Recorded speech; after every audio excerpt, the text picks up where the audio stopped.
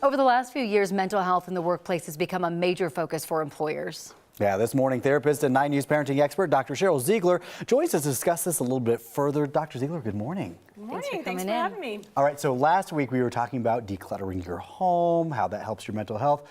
Went home and I did that. Mom's coming in town tomorrow. Good for you. Oh, I see why. But let me tell you, Dr. Ziegler, I feel amazing. I bet you do. I feel so much better. Do you feel lighter? I feel a lot lighter. Yeah. I feel a lot happier. I feel less rushed too, Yes. as well. So Good maybe for you. we can do some decluttering in the workplace, so to Yes. speak, right, with all of this. So what right now are the biggest complaints or concerns that a lot of people have in their workplace? Yeah, the landscape has changed, where people are talking now about, I'm experiencing depression, anxiety. Those are the two big ones. And then, of course, burnout. So because the rates are so high, like last year, about 3 in 4 employees reported feeling burnt out.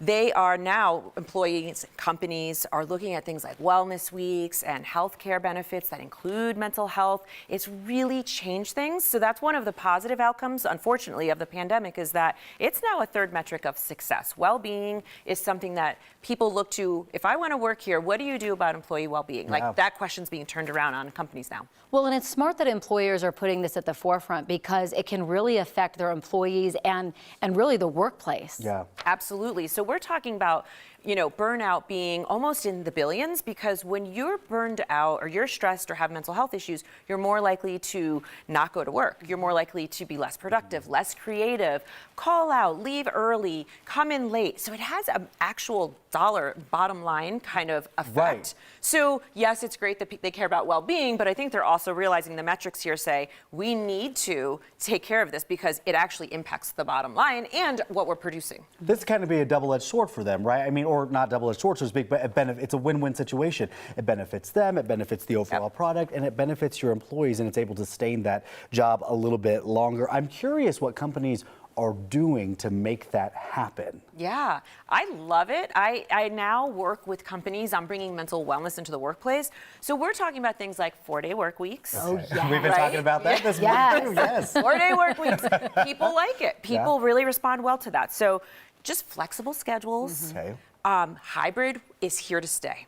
So a hybrid piece of now being able to say, oh, okay, I'll come in half the week and I'll work from home half the week. And then they're doing things like some companies have been doing, maybe kind of tech companies in Silicon Valley, but now more companies are doing things like gym memberships, more therapy sessions. They're adding meditation sometimes, like Meditation Fridays. Oh, nice. I've been a part of some companies where they have competitions, like how many steps can you get in, or how many minutes did you meditate this week? Things like that. So they're bringing in speakers, they're bringing things into the culture, and they're saying this isn't just once a week. This isn't Wellness Week of 2023. Right. Now this is weekly or even monthly. In my time in the workforce, what a change there has been. And I feel like it really came out of the pandemic.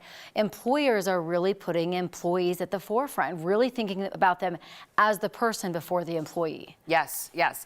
And again, I think that the pandemic did a lot for mental health, right? It broke a system. Yeah. It exposed what was underlying already, but just really exacerbated it. And I think this is for the better. I actually really genuinely think that this point going forward, we are going to have a healthier workforce. We are going to talk about stigma, and we're going to break down those barriers because if I'm talking about it, or if you're my boss and you say, you know what, I need a mental health day on Monday, I actually won't be in, then I'm more likely to say, Right. when I need a mental health day, Yeah. and just think of it as just a health day. It's a sick day. Yes. Why Yes. does it have to be, I have to have a cold or the flu? Right. Maybe I'm just so overwhelmed. And so now I think we have more permission to say things like that. I need a mental health day. And nobody questions it. Yeah. Right. No, people that kind of understand it a little bit Yes. more now. It's a little bit, accepted. universally accepted in that way. Dr. Ziegler, we appreciate your insight. Always. And the best argument for all of our bosses who are watching, 4-day work weeks, man. Dr. Ziegler. We're here for it.